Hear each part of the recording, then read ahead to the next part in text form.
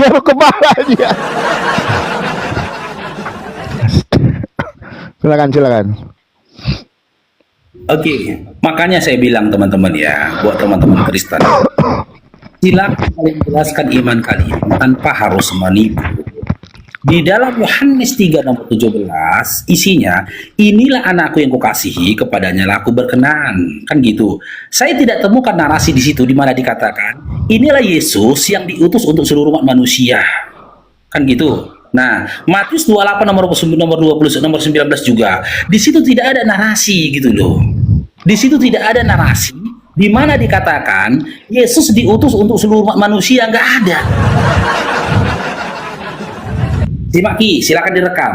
Kalau ada di dalam Bible di mana dikatakan Yesus secara eksplisit tertulis inilah Yesus yang diutus untuk seluruh umat manusia atau untuk Kristen, saya lompat dari J. Mariot. Gak usah muluk-muluk lah. Lompat hari juga ini juga saya dari J. Mariot. Kata secara eksplisit sebagaimana Matius 15:24 eksplisit mengatakan dia untuk Bani Israel gitu loh. Dia untuk Bani Israel. Sementara di dalam data yang si Oki kasih tadi itu tidak ada data di situ untuk Bani Israel. Nah, sekarang kita lanjutkan ke hadis tadi. Kan Oki bertanya, kenapa Allah tersenyum? Kenapa Allah tidak berbuat yang lain selain daripada tersenyum? Kenapa tidak berbuat lain selain daripada Allah tertawa? Jadi maksudmu kau minta seperti Allah itu berbuat sebagaimana kalian perlakukan terhadap diri Yesus, dipukulin, ditelanjangin gitu. Bang Faruk mengatakan itu tersenyum, bisa. Hadis itu dimaknai Allah tertawa atau Allah tersenyum bisa, Dinda. Kok kan berdasarkan terjemahan. Sementara Bang Faruk ini kan sudah berpegang kepada original text. Gitu loh. Boleh. Dimaknai tertawa boleh, dimaknai tersenyum boleh. Cuman yang menjadi masalahnya, kayak mana aku menjelaskan hadis ini ke kau yang nggak bisa baca, Ki? Susah. Contoh inilah ya, ini hadis ini sumber kata dari kata tertawa itu original teksnya itu tertulisnya ya hakallah, yang hakallah, ya yang sekali lagi ya hakullah. Ini disebut fiil apa? Ya, berasal dari kosakata apa? Ini mustaq, kalau di isim dia mustaq, dia punya akar kata. Kalau kau kembalikan ke akar katanya, boleh diartikan tersenyum. Sebagai bukti si Oki ini nggak ngerti apa-apa, gitu loh. Saya tanya, kata yang hakullah ini masuk ke dalam isim, fiil atau amr, Ki? Coba, setahu Ki. Apa, Ki? Coba lah, Ki. Apa ini, Ki? Makanya kok di sini kan belajar dan mempelajari ini fiil mudhari, gitu loh. Fiil mudhari, kalau kau mau mengetahui akar katanya, kembalikan dulu dia kepada fiil madinya, gitu loh. Kata ya di situ, huruf ya di situ, itu tambahan dalam penyusunan fiil mudhari'nya, perbuatan masa lampau, menceritakan pada masa lampau, kejadian sudah terjadi masa lampau, gitu loh. Terus ya, si Oki bertanya lagi kepada kita berdasarkan dalam surah Abbasa. Makanya banyak kali pertanyaanmu, bingung kita menjawabnya. Dalam surah Abbasa, di mana ketika Nabi Muhammad SAW itu bermuka masam, itu membuktikan Nabi dan Rasul kami Ki, Nabi Muhammad SAW itu dari golongan manusia.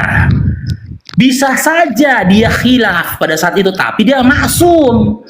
Ketika dia melakukan kesalahan, langsung diingatkan, turunlah surah Abbasa tadi. Ketika Nabi kami Nabi Muhammad SAW ya pernah khilaf, kalian protes. Tapi Tuhan kan pernah khilaf juga loh, mengatakan perempuan anjing. Tuhan kalian juga pernah khilaf loh, ketika lapar dikutuknya pohon ara. Tuhan kalian juga pernah khilaf loh, mengatakan Petrus itu iblis. Tuhan kalian pernah khilaf juga loh, diobrak-abriknya dagangan orang. Namanya Nabi, wajar dia melakukan sebuah kesalahan, tapi maksum, maka turunlah surah Abbasa itu tadi, mengingatkan Nabi Muhammad SAW, jangan begitu, gitu loh. Cuman yang jadi masalahnya, ya, kenapa nggak ada yang mengingatkan Yesus ketika dia mengobrak-abrik dagangan orang dalam kitab Matius 21, sehingga dia arogan dia. Manusia hilaf, oke heran. Tuhan dia berbuat semena-mena, dia nggak heran.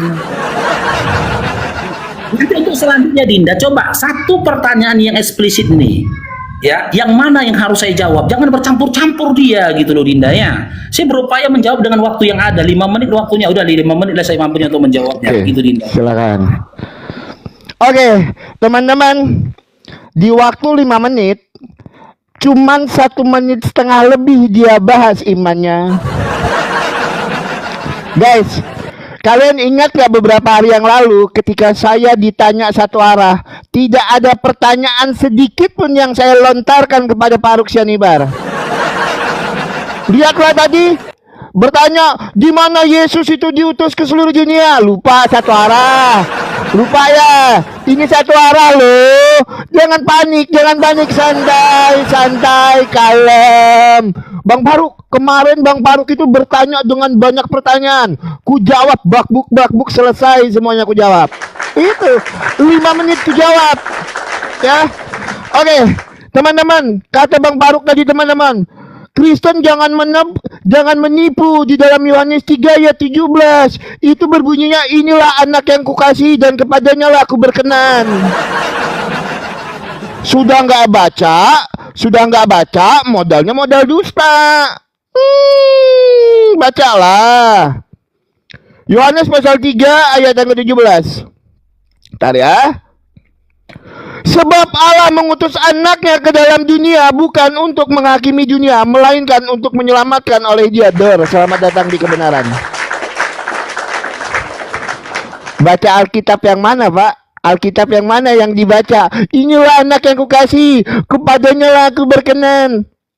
Matius pasal 28 ayat yang ke-19. Jadikanlah semua bangsa muridku dan baptislah mereka dalam nama Bapa, Putra dan Roh Kudus. Hafal. Itu ayat yang saya bawakan. Yohanes pasal 3 ayat yang ke-17. Sebab Allah mengutus anaknya ke dalam dunia bukan untuk menghakimi dunia, melainkan menyelamatkan oleh dia. Matius pasal 28 ayat yang ke-19. Jadikanlah semua bangsa muridku dan baptislah mereka dalam nama Bapa, Putra dan Roh Kudus.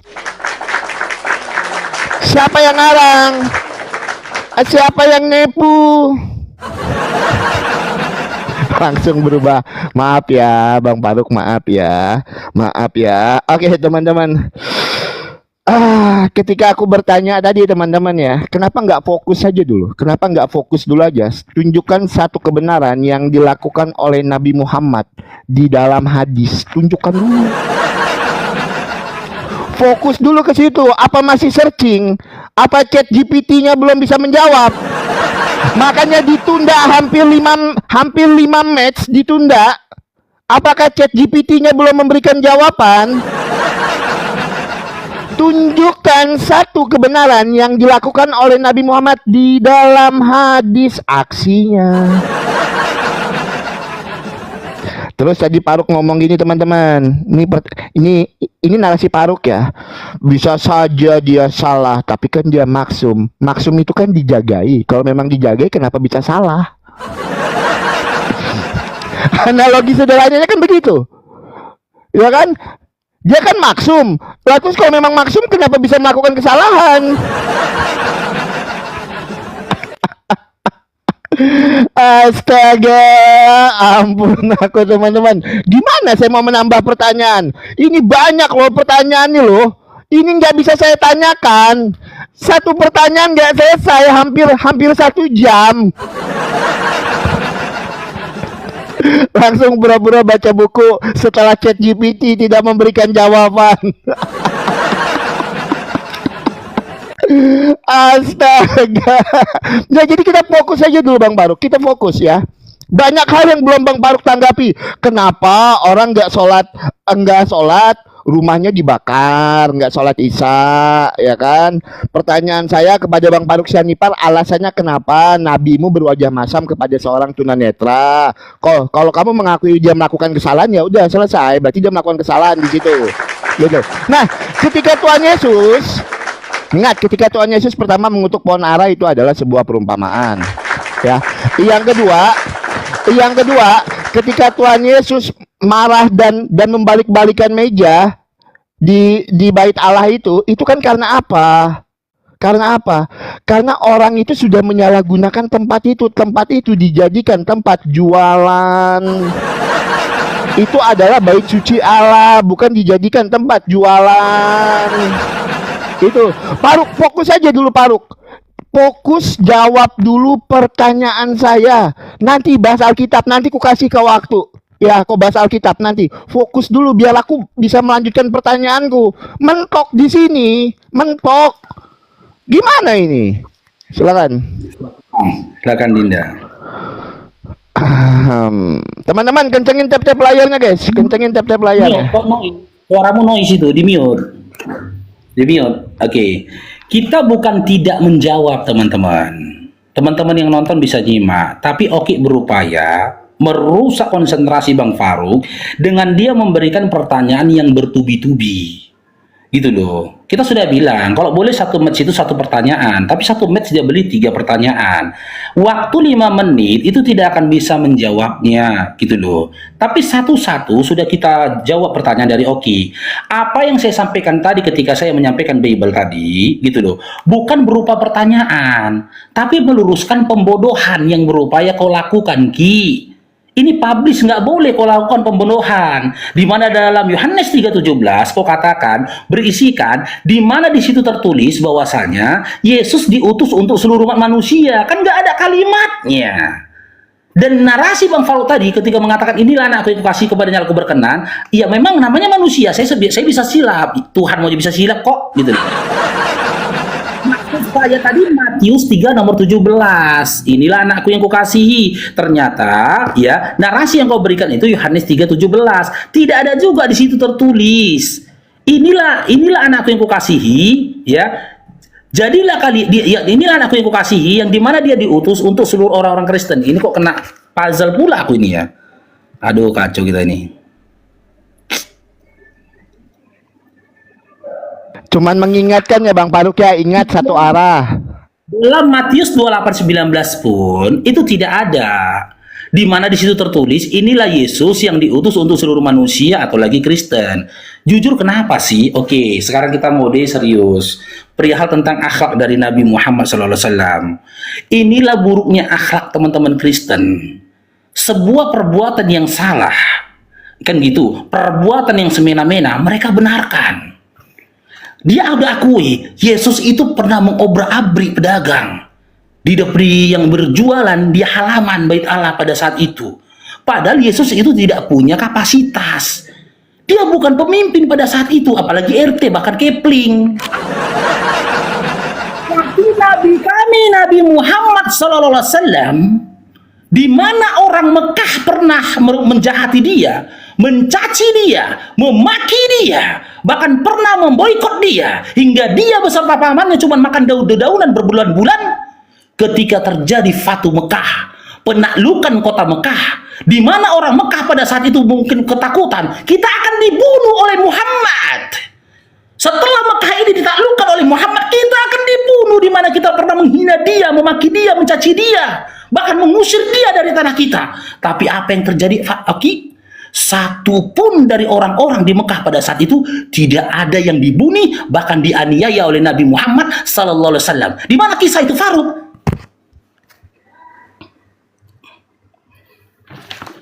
Kau baca dalam Sirah Nabawiyah di halaman 698 penaklukan kota Mekah. Ini kisah yang heroik ini. Kisah yang heroik ini yang terjadi. Gitu loh. Sementara kalian selaku Kristen, kalian benarkan perbuatan yang semena-mena. Gitu loh. Ini sebuah perbuatan yang luar biasa dari Nabi kami, dari Nabi Muhammad SAW. Gitu loh. Ketika Yesus mengobrak-abrik dagangan orang, kenapa kalian benarkan? Sementara perbuatan dia itu dia tahu salah.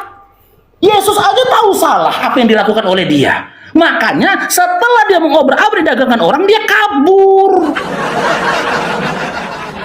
Dia pergi meninggalkan tempat itu, nggak bertanggung jawab, dia kabur.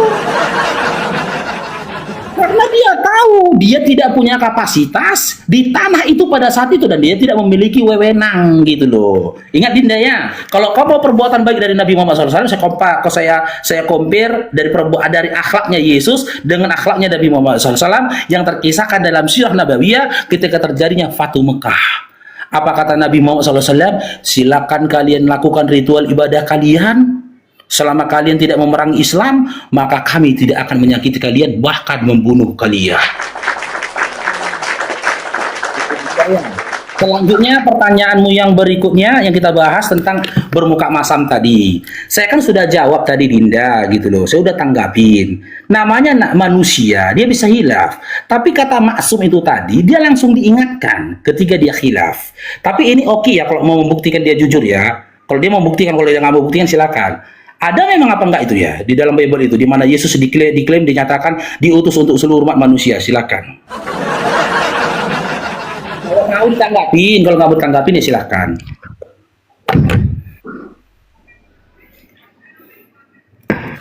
Silakan. Serius teman-teman. Aku dari tadi ngakak-ngakak lo, ketawa lo. Ujung-ujungnya larinya kemana teman-teman? Ke sirah Nabawiyah. Ingat, di awal pertanyaan saya, Bang Faruk, tunjukkan satu kebenaran yang dilakukan oleh Nabi Muhammad, Bang Faruk, di dalam Quran. Jawaban Faruk apa? Al-Quran itu bukan cerita. Yang menjelaskan kebaikan yang dilakukan oleh Nabi Muhammad itu adalah hadis. Ku minta lah, ya udah mana tunjukkan hadisnya. Larinya kemana teman-teman? Sirah Nabawiyah. Karena dia tadi searching di ChatGPT teman-teman tidak ada jawabannya. Ya udah ujung-ujungnya ke sirah Nabawiyah.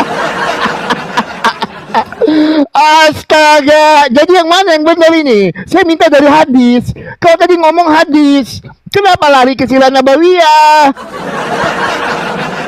Hadis, woi. Saya minta hadis seperti yang kau minta, seperti yang kau sampaikan tadi. Untuk kebaikan Nabi Muhammad, hadislah yang menceritakannya. Ya udah diminta lewat hadis. Larinya ke sirah Nabawiyah. Astaga, ampun. Aku gawat ya teman-teman ya, oke lah ya. Sebentar, santai. Jangan panik loh. Waktu saya ini loh. Oke. Tidak memerangi Islam, maka tidak akan diperangi. At-Taubah 29. Perangilah orang-orang yang tidak beriman kepada Allah dan hari akhir sampai mereka membayar jizyah. Hadis Bukhari 6411. Siapa yang mengganti agamanya, bunuhlah. Atau saya mau tunjukkan lagi di dalam At-Taubah lain. At-Taubah 29, At-Taubah 73, bersikap keraslah terhadap non-muslim. Gimana itu? Ya? Gimana? Gimana itu Bang Faruk? Silakan nanti ditanggapi. Ya. Tapi aku mau ini teman-teman. Aku mau menanggapi ya ketika Bang Faruk tadi mengatakan ya, ketika Tuhan Yesus marah di Bait Allah, di situ Tuhan Yesus melakukan dosa. Ingat, kemarahan Tuhan Yesus dalam peristiwa itu tidak dipahami teman-teman sebagai dosa atau ketidakadilan terhadap kekudusan Allah. Jadi Tuhan Yesus itu marah kenapa? Karena rumah suci Allah itu dijadikan sarang penyamun. Buat orang berjualan, untuk main judi. Itu dilakukan di situ. Jadi itu bukan perbuatan dosa Bang Faruk. Karena dari kitab Kejadian sampai dengan Wahyu tidak ada tertulis secara eksplisit Bang Faruk. Tidak ada tertulis secara eksplisit agar dosanya Tuhan Yesus diampuni. Nggak ada. Nggak ada. Ya, nah terus di mana Oki di situ di Yohanes 3 ayat 17 di situ. Kalau itu Tuhan Yesus diutus ke seluruh dunia. Makanya sebentar. Sebab Allah mengutus anaknya ke dalam dunia bukan untuk menghakimi dunia. Anak di sini merujuk kepada siapa? Anaknya di sini merujuk kepada Sang Mesias atau Tuhan Yesus yang nih, anak di sini merujuk kepada siapa memangnya? Sebab Allah mengutus anaknya, anak di sini merujuk kepada Sang Mesias atau Tuhan Yesus yang adalah Sang Juru Selamat itu Bang Faruk. Itu loh. Ya, tolong saya minta literasinya Bang Faruk tidak melalui sirah Nabawiyah. Karena Bang Faruk sendiri yang ngomong di awal. Ya, tunjukkan satu kebenaran yang dilakukan oleh Nabi Muhammad di dalam hadis. Hadis.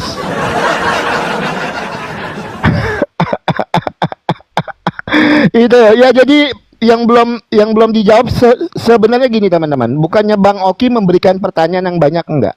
Karena pertanyaan saya tidak dijawab, makanya bertumpuk akhirnya. Ya, makanya akhirnya bertumpuk. Misalnya, kenapa Nabi Muhammad menyuruh membakar rumah orang yang tidak sholat isya menggunakan kayu bakar dalam salah satu hadis tadi, gitu. Masalah berwajah masam, Bang Faruk belum tanggapi. Ya, masalah tertawa, Tuhan yang tertawa, ya sudahlah, kita anggap selesai. Kita fokus di dua pertanyaan aja dulu ya. Di dua pertanyaan inilah, kita jangan menambah pertanyaan dulu, biar terjawab dulu, baru kita masukkan ke pertanyaan yang baru. Kita fokus di dua ini dulu. Kenapa ketika orang tidak sholat isya itu dibakar, Bang Faruk? Itu yang pertama. Yang kedua, kenapa Nabi Muhammad berwajah masam kepada Umi Maktum yang notabene-nya adalah seorang tunanetra? Fokus kedua ini. Yang lain saya anggap selesai. Biar kita bisa maju diskusinya. Silakan. Oke, silakan.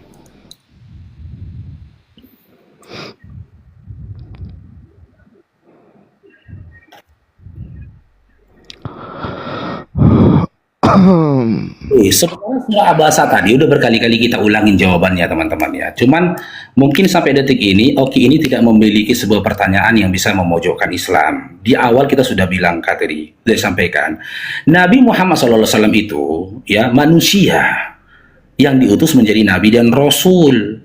Bisa saja dia salah, bisa saja dia khilaf. Tapi maksumnya Nabi Muhammad SAW ketika dia salah gitu loh, akan turun wahyu untuk mengingatkan dia. Sehingga dia tidak perlu berlama-lama dengan kesalahannya gitu loh. Terus kau katakan, di dalam Bible sendiri tidak ada dikatakan Yesus berdosa. Nah itu kesalahanmu Dinda. Kejadian ketika Yesus mengobrak-abrik dagangan orang, itu perbuatan yang merugikan orang lain. Di mana banyak burung merpati yang terbang milik orang, bukan milik dia. Terus kau bilang dalam kejadian, dari kejadian sampai wahyu tidak ada narasi di mana dikatakan Yesus berdosa. Dinda nggak pernah baca Yohanes 8 nomor 1 sampai 11. Nggak pernah kau baca. Dalam Yohanes 8 nomor 11 dikatakan, dan nomor 1 sampai 11 dikisahkan ketika dapat ada seorang perempuan pesundil pada waktu itu, ada perempuan pesundil pada waktu itu kedapatan, dibawa dia ke hadapan Yesus untuk menguji Yesus. Di mana Yesus pernah berkata dalam Matius 5, 17, 18, dia katakan dia datang untuk menyempurnakan hukum Taurat dan kitab para nabi. Hukum Taurat bagi para pesundal dirajam, lempar batu sampai meninggal. Tapi apa kata Yesus? Siapa di antara kalian yang tidak pernah melakukan dosa, hendaklah dia yang pertama kali melempar perempuan ini. Gak ada yang melempar, termasuk Yesus. Mana ya? Bahasa sederhana itu pun gak bisa kau pahamin. Gak ada yang ngelempar, termasuk Yesus pun gak ngelempar, gitu loh. Apa bukti yang mau disampaikan Yesus di situ? Aku pun berdosa loh, berdosa. Jangan kau suruh aku ngelempar duluan. Kalau dulu ngelempar, kalau kau gak berdosa, narasi itu jelas dalam Yohanes 8 nomor 1 sampai 11. Banyak dosa yang dilakukan oleh dia. Dia pernah mengambil keledai betina yang bukan miliknya. Dari yang di mana pada saat itu dia bersekongkol dengan murid-muridnya. Itu perampokan berencana namanya. Dan kisah itu tertulis dalam Matius 21. Terjadinya perampokan berencana, di mana otak dari perampokan itu atau pembegalan itu adalah Yesus itu sendiri. Di mana dia menyuruh dua murid-muridnya pergi ke desa seberang itu, ambil keledai betina yang terikat di situ bersama dengan anaknya. Diambil. Kalau ada yang berkatakan kepadamu, katakan Tuhan yang memerlukannya. Betul, ketika diambil, hei, kenapa kau lepaskan keledai itu? Muridnya nggak bilang, Tuhan memerlukannya. Dibawa kabur keledainya. Setelah itu tidak ada narasi di mana dan dia akan segera mengembalikannya. Ada kalimatnya di situ. Akan segera mengembalikannya. Ternyata setelah 2000 tahun kemudian nggak dikembalikan keledainya. Dia juga pernah mengumpat seorang wanita, gitu loh. Dia pernah mengumpat seorang wanita Kanaan dengan sebutan anjing. Dengan semua kesalahan yang dilakukan dia, di mana tidak ada orang mengingatkan dia, makanya dalam Yohanes 8 nomor 1-11, dia nggak berani melempar perempuan pezina itu tadi. Dengan perkataan mengatakan, siapapun di antara kalian yang tidak pernah melakukan dosa, hendaklah dia melempar pertama kali perempuan itu. Tapi Yesus tidak melemparnya. Tapi tentang disampaikan sama si Oki tadi, dia bawa sirah nabawiyah. Ini minimnya literasi, pemahaman di dalam kekristenan termasuk Oki. Sirah nabawiyah ini disusun ditulis dari hadis-hadis yang disampaikan oleh penulisnya, kumpulan hadis ini. Semua cerita dalam sirah nabawiyah ini dikutip dari hadis Bukhari Muslim. Gak perlu. Kenapa aku bawa tadi kebaikan Nabi Muhammad SAW ini tentang Fatu Mekah tadi berbalik terbalik dengan Yesus gitu loh. Dimana dia emosional, temperamen. Jujur kita bilang Yesus itu temperamen, emosional dia, pemarah dia. Ada orang jualan, dia berabrik sama dia. Ponara nggak berbuat, dikutuk sama dia. Kau bilang perumpamaan. Ada perempuan minta tolong sama dia, sebelum ditolong dikatain dulu anjing katanya. Petrus di depan dia tidak menuruti apa yang dikatakan Yesus kepada Petrus, iblis katanya. Sementara Nabi kami tidak pernah menyebut satu pun dari sahabatnya dengan sebutan iblis gitu. Saya jawab Dinda ya, satu ya, surah Abasa. Nanti selanjutnya satu lagi saya jawab Dinda, silakan.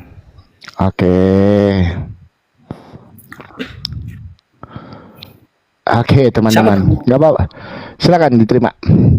Oke, yang pertama teman-teman, ketika di dalam Yohanes 8 ayat yang ke-7 Tuhan Yesus tidak melempar perempuan itu, dikatakan kalau Tuhan Yesus itu berdosa karena dia tidak ikut melempar. Dasarlah.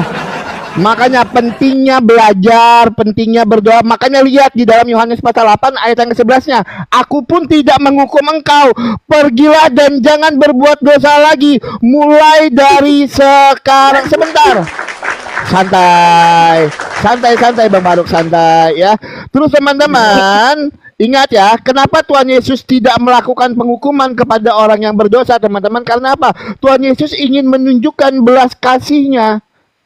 Tuhan Yesus ingin menunjukkan belas kasih-Nya. Kalau tidak boleh menghakimi orang lain. Ini yang pertama. Yang kedua, ketika Paruk tadi mengatakan Tuhan Yesus mencuri keledai, dikatakan dialah begal itulah. Sebentar, habis ini sama. Kutunjukkan kalau ada yang beli kuda nggak bayar. Sama. Pegangan. Saya buktikan siapa begal yang sebenarnya. Ya. Saya buktikan, garuk-garuk kepala kau, siapa begal yang sebenarnya. Ingat, ketika Tuhan Yesus memerintahkan kepada murid-muridnya, teman-teman, ketika Tuhan Yesus memerintahkan kepada murid-muridnya untuk mengambil keledai, itu kan ada yang bertanya, Paruk, kenapa kau mengambilnya? Apa jawab murid-muridnya? Tuhan memerlukannya. Kalau memang di situ dia nyolong, nggak ada orang, udah pasti dilempar. Allah panipu. Makanya kau baca ayatnya yang benar. Oke, sekarang aku tunjukkan. Ketika Bang Paruk tadi mengatakan kalau Tuhan Yesus adalah begal, nggak apa-apa. Kita baca Abu Daud 3130, derajatnya sahih. Pegangan kau Paruk. Ya, pegangan. Telah menceritakan kepadanya bahwa Nabi pernah membeli seekor kuda dari seorang Arab di dusun. Kemudian Nabi meminta kepada Arab dusun tersebut untuk mengikutinya sehingga beliau bisa membayar kuda yang dibelinya Rasulullah. Rasulullah berjalan cepat sementara orang Arab dusun tersebut berjalan lambat. Setelah itu orang-orang datang kepada Arab dusun itu dan menawar kudanya, dan mereka tidak mengetahui bahwa Nabi terputus telah membelinya. Ulang narasinya kita terpotong. Arab dusun telah membelinya. Arab dusun itu emang nge-lag teman-teman. Emang nge-lag. Guys, emang saya nge-lag. Teman-teman, emang saya nge-lag. Teman-teman, emang Bang Oki nge-lag. Tadi waktu kau baca hadisnya terpotong. Emang saya nge-lag? Ini udah enggak. Tadi baca hadisnya. Oke. Silakan. Saya baca ulangi, silakan. saya ulangi. Minta waktu, ya. Telah menceritakan kepadanya bahwa Nabi pernah membeli seekor kuda dari seorang Arab dusun. Kemudian Nabi meminta kepada Arab dusun tersebut untuk mengikutinya sehingga beliau membayar kuda yang dibelinya. Ini masih mengikuti ya, tapi belum dibayar ya. Rasulullah berjalan cepat sementara orang Arab dusun tersebut berjalan lambat. Setelah itu, orang-orang itu datang kepada Arab dusun itu dan menawar kudanya. Dan mereka tidak mengetahui bahwa Nabi telah membelinya. Arab dusun itu kemudian datang menemui Rasulullah dan berkata, apabila engkau membeli kuda ini maka belilah. Jika tidak, maka aku akan menjualnya. Ini kata yang punya kuda nih. Saat mendengar panggilan Arab dusun itu, Nabi bangkit dan berkata, bukankah aku telah membelinya darimu? Arab dusun jawab, demi Allah tidak, aku tidak menjualnya kepadamu. Lalu berkata, benarkah aku telah membelinya darimu? Maka Arab dusun itu pun berkata, berikanlah kepadaku seorang saksi. Kemudian Kuzaimah bin Sabit berkata, aku bersaksi bahwa engkau telah menjualnya. Lalu Nabi menghadap kepada Kuzaimah dan berkata, dengan apakah engkau bersaksi? Kuzaimah menjawab, dengan membenarkan wahai Rasulullah. Lalu Rasulullah menjadikan persaksian Kuzaimah dengan persaksian dua orang. Pertanyaan saya, di literasi ini di mana dibayarnya? Kapan dibayarnya? Loh, yang mana di sini kalau memang kuda itu sudah dibayar? Tunjukkan kepada saya di diksi yang mana, di terjemahan yang mana di sini mengatakan kalau kuda itu sudah dibayar? Jawab kau. Tolong kau jawab. Ya. Silakan. Oke. Jangan kau samakan hadis Abu Daud 330 dengan Yohanes 8.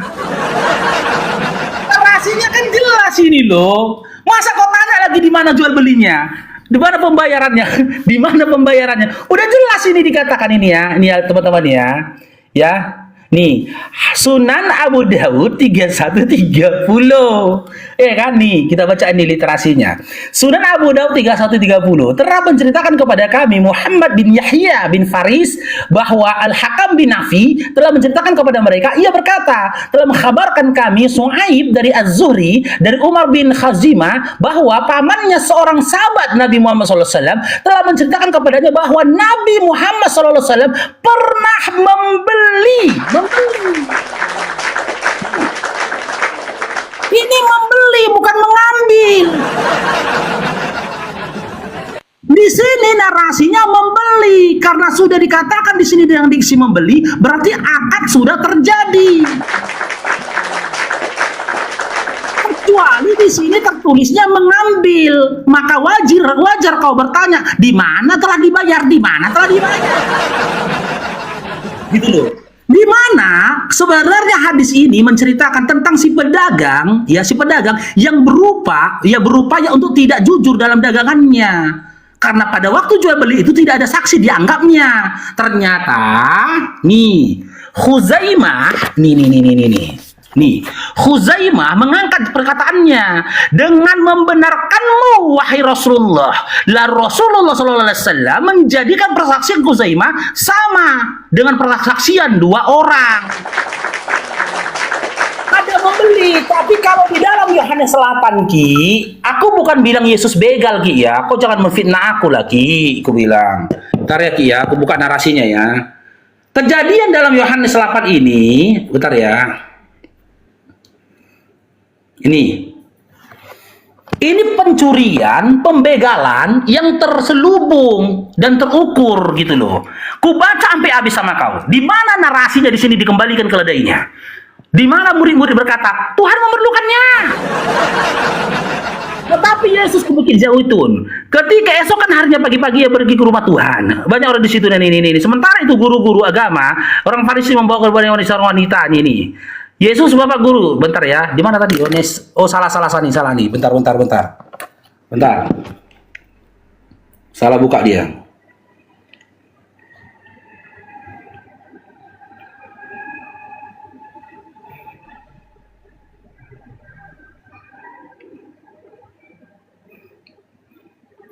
Nih, Matius 21 ini. Matius 21 nih. Murid-muridnya telah ikut Yerusalem, tiba di Betfage, terletak di Bukit Zaitun. Nih. Nah, pergilah ke kampung yang di depanmu. Ini mereka meeting dulu, Ki, sebelum terjadinya proses pencurian. Otak pencurian memberikan instruksi kepada pelakunya, kepada eksekutornya. Di situ kamu akan menemukan seekor keledai betina tertambat dengan anaknya. Lepaskan keledai itu dan bawalah keduanya kepadaku. Dan jikalau ada yang menegur kamu, katakan, Tuhan akan memerlukannya, ia akan segera mengembalikannya. Oke? Ia akan segera mengembalikannya. Ini perkataan Yesus ini. Ini perkataan Yesus di mana Yesus berupaya mungkin untuk menipu murid-muridnya. Dengan janji akan dikembalikan. Rupanya nggak dibalik-balikkan. Makanya dalam Yohanes 8 dia nggak mau ngelempar perzina itu karena dia tahu dia bersalah pernah nyuri keledai. Supaya dengar apa yang disampaikan oleh Nabi, katakanlah kepadaku putri raja, lihatlah raja mengejar seekor keledai. Tapi nubuat itu tidak dikisahkan bahwasanya seorang raja akan menunggangi keledai curian, nggak ada. Aku akan lompat dari JW Maryam kalau ada nubuat dari kitab perjanjian lama mengatakan seorang raja akan menunggangi keledai curian, nggak ada itu. Salahnya ini keledai curian. Mana murid-murid itu bersama mereka? Mereka membawa keledai betina itu bersama anaknya, lalu mengawasinya. Mana narasinya? Mana narasi murid-murid mengatakan kepada pemilik keledai, Tuhan memerlukannya? Mana ada? Orang sangat besar jumlahnya ini. Mana nggak ada nggak narasi dikembalikan ini? Nih sampai habis aku baca sama kau. Dan orang berjalan di depan Yesus. Hosana bagi anak Daud. Diberkatilah dia yang datang dalam nama Tuhan. Hosana di tempat yang maha tinggi mana? Dan orang-orang banyak menyaut, inilah Nabi Yesus dari Nazaret. Mana dikembalikan keledainya? Makanya aku bilang, kalau di zaman sekarang ini dipahami dengan perbuatan pembegalan secara terstruktur. Oke, siap. Buktikan kamu di mana datanya keledai betina itu dikembalikan. Silakan. Oke, siap. Siap, Bang Baruk. Makanya kalau baca Alkitab jangan penuh dengan kebencian. Kita buka ya teman-teman ya di dalam Lukas pasal 19 ya. Dengan pesan, pergilah ke kampung yang di depanmu itu. Pada waktu kamu masuk di situ, kamu akan mendapat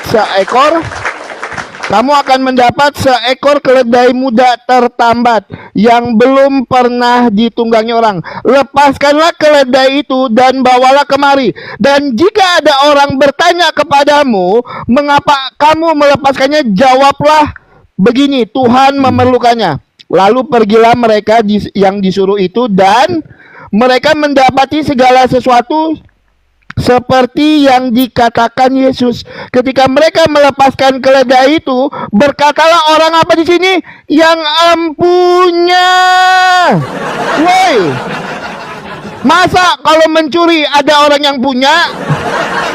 Makanya stop kau tipu-tipu. Orang yang punya keledai itu, woi, jangan malu. Muka begal, jangan malu muka begal. Ini. Sebentar. Sebentar.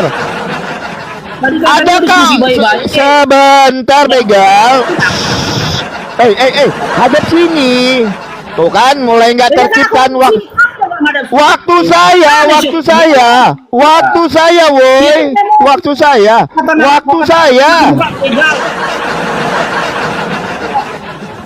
Oke, saya lanjutkan.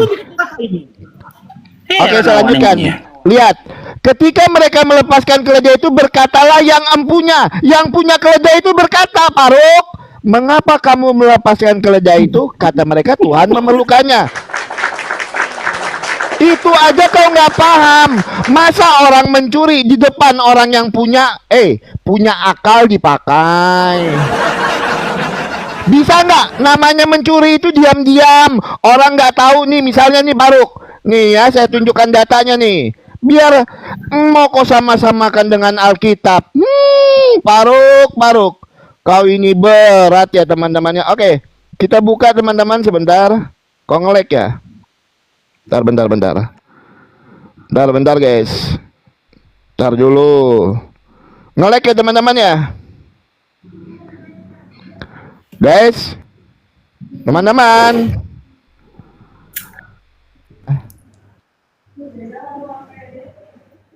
Masih nge-lag ya? Matikan wifi pala kau. Oh, jangan matikan wifi-mu. Yang nge-lag lah kau matikan wifi-mu. Siapa yang matikan wifi? Waktu saya ini santai-santai. Oke. Kita buka teman-teman di dalam surat An-Nur ayat yang ke-29.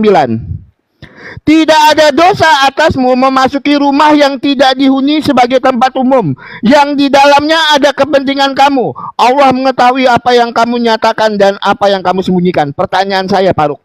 Pertanyaan saya, apa kepentingan masuk ke dalam rumah yang tidak berpenghuni? Jawab pakai data, pakai dalil. Apa kepentingan masuk rumah yang tidak berpenghuni? Itu yang pertama.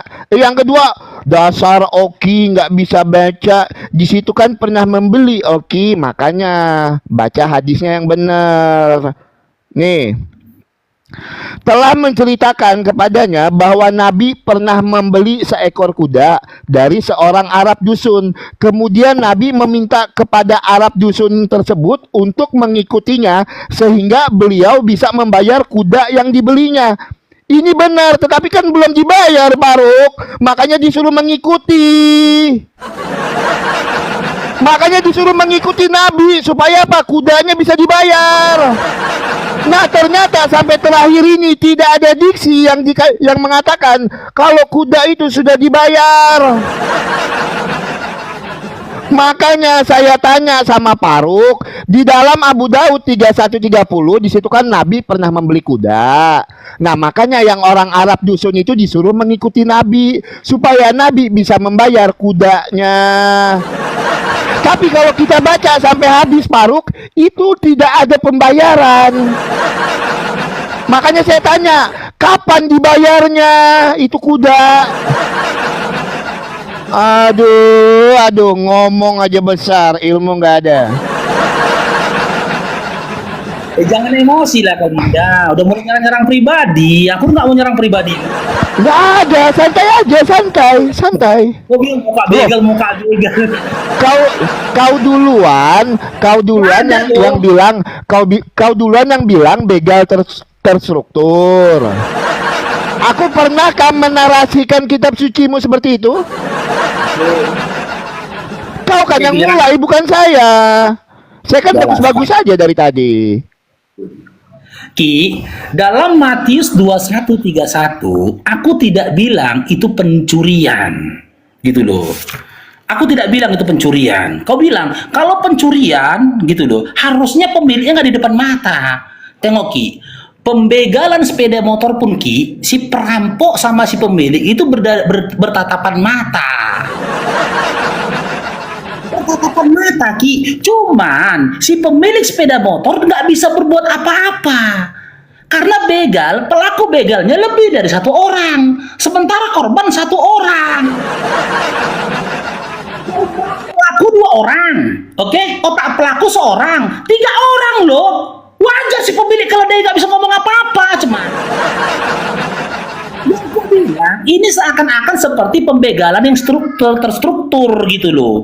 Kalau memang kan di dalam Matius 21 kan dikatakan Tuhan akan mengembalikannya. Tapi dalam Lukas 19 tidak ada ceritanya dikembalikan. Langau itu keledai, langau. Bisa jadi pelaku eksekusi yang mengambil keledai itu Ki, yang mengambil keledai itu pun nggak nyangka dia mau mengambil karena Yesus janji akan dikembalikan. Rupanya nggak dikembalikan. Mau ngomong apa lagi si pelakunya? Gitu loh. Itulah dikatakan mirip pembegalan yang terstruktur. Jadi kalau dianalogikan gini dia Ki. Bro, sini kalian 2 orang. Iya, depan sana itu ada sepeda motor yang terparkir. Iya, pergi ambil. Kalau ada yang tanya sama kau, kenapa kau ambil sepeda motor itu? Faruk memerlukannya dan akan segera mengembalikannya. Iya, kau kembalikan nanti Faruk. Iya dong. Pergi 2 orang ini yang longor ini.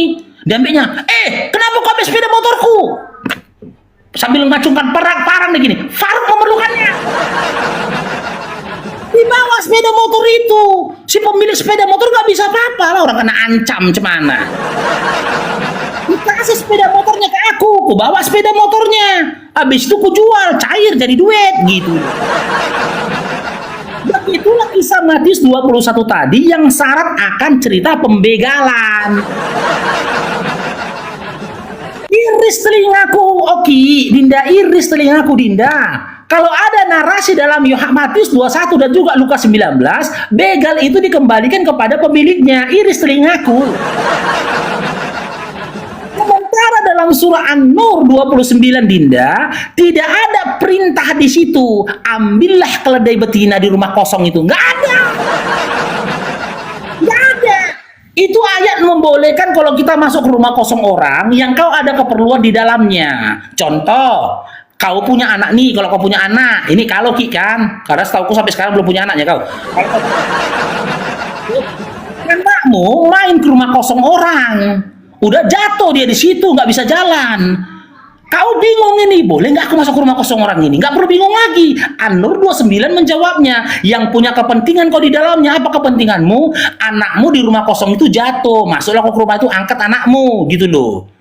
Begitu, tidak ada dalam surah An-Nur 29, ambillah keledai orang, nggak ada. Gitu loh. Sementara Abu Daud 31-30 tadi, gitu loh, di mana di situ katanya akannya membeli. Cuman gak usah heran, Ki. Memang kalau kita berpikir dengan Yesus ini, Ki, kita perhatikan Yesus Ki ini memang otak dia, Ki. Otak, seakan-akan dia otak dari kriminalnya, Ki. Ntar ya, Ki, ya, maaf ya, Ki, ya. Kita pakai data ya, Markus 3 nomor 27 nih, Ki. Bukan kali pertama, Ki, dia ngajarkan kriminal, Ki. Bukan cuma dalam Matius 21 nomor 1 sampai 11 dia ngajarkan kriminal, Ki. Dalam Markus 3:27 pun pernah dia ngajarkan tindak pidana kriminal. Nih, tutorial nih, Ki. Kan kenapa murid-murid itu pinter ngambil keledai orang? Karena udah terbiasa mungkin mendengarkan tutorial cara merampok harta orang.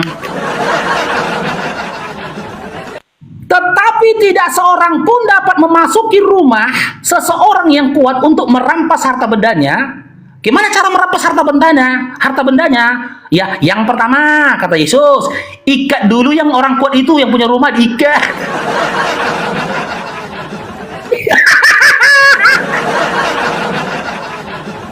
Tutorial ini, ikat dulu yang punya rumah. Sesudah itu barulah dapat kau rampok rumah itu. Ini kan pengajaran kriminal. Jadi jangan heran kau.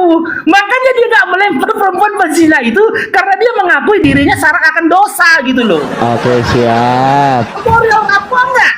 Tutorial Siap. rampok enggak, teman-teman? Siap. Bawah, tutorial rampok enggak ini? Oke, siap. Bukan yang di bawah, aku bilang ini bawah. Tutorial Waktu rampok saya, enggak? woi. Waktu saya, woi. Oke. Ya, memang aku akui teman-teman ya, diskusi sama Faruk Sianipar ini memang keren guys, keren diskusinya ya. Karena dia teman-teman dalam 5 menit waktunya, takiyahnya 4 menit. Terus aku mau tanggapi dikit ya, aku mau tanggapi di awal statement tadi Bang Faruk ketika aku bertanya ya sama Bang Faruk, apa untungnya ketika kita beragama Islam. Oke, kami inilah yang mengikuti Tuhan Yesus. Oke, kata Faruk. Di satu sisi teman-teman mereka mengatakan, sebentar, ada rikotanya, woi. Di satu sisi teman-teman, di satu sisi dia katakan apa tadi?